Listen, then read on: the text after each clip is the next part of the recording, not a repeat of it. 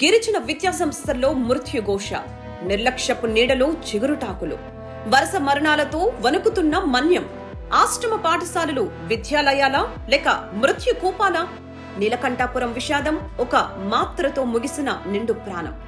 ఆంధ్రప్రదేశ్లో కూటమి ప్రభుత్వం బాధ్యతలు చేపట్టినప్పటి నుంచి గిరిజన ప్రాంతాల్లోని ఆశ్రమ పాఠశాలలు, వసతి గృహాలు వరుస విషాదాలకు నిలయాలుగా మారుతున్నాయి. నిరుపేద గిరిజన బిడ్డలకు ఉజ్వల భవిష్యత్తును అందించాల్సిన ఈ విద్యా సంస్థలు నేడు సరైన పర్యవేక్షణ లేక ప్రాణాలు తీసే యమపురులుగా మారుతున్నాయనేది నగ్న సత్యం. పార్వతీపురం, మన్యం జిల్లా నీలకంఠాపురం గిరిజన సంక్షేమ పాఠశాలలు తాజాగా 4వ తరగతి విద్యార్థి మరణించిన ఘటన ఈ దారుణ పరిస్థితులకు అద్దం పడుతోంది.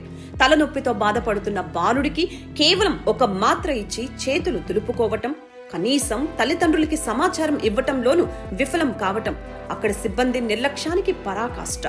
ఆ తల్లి తన కొడుకు దీనస్థితిని చూసి కొండపై ఉన్న తన గ్రామానికి తీసుకువెళ్లిన కొద్దిసేపటికే ఆ చిన్నారి ప్రాణాలు విడవటం రాష్ట్ర వ్యాప్తంగా కలకలం రేపింది.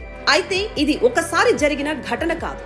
గత కొద్ది నెలలుగా కురూపం, పాడేరు వంటి ఏజెన్సీ ప్రాంతాల్లో ఇలాంటి మరణాలు పరంపర కొనసాగుతూనే ఉంది.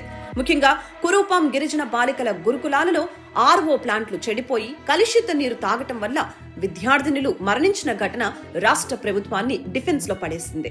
ఈ మరణాలన్నీ కేవలం అనారోగ్యం వల్ల సంభవిస్తున్నవి కాదని, వ్యవస్థాగత లోపాలు, అధికారుల ఉదాసీనత వల్లే జరుగుతున్నాయని బీసీవై పార్టీ ఆవేదన, ఆగ్రహం వ్యక్తం చేస్తోంది.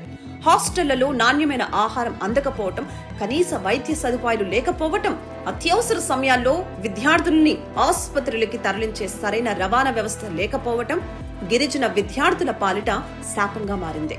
గతంలో ఎన్నడూ లేని విధంగా అతి తక్కువ కాలంలోనే ఇంతమంది గిరిజన విద్యార్థులు మరణించడం ప్రభుత్వ హత్యల కిందకే వస్తుందంటోంది బీసీవై పార్టీ.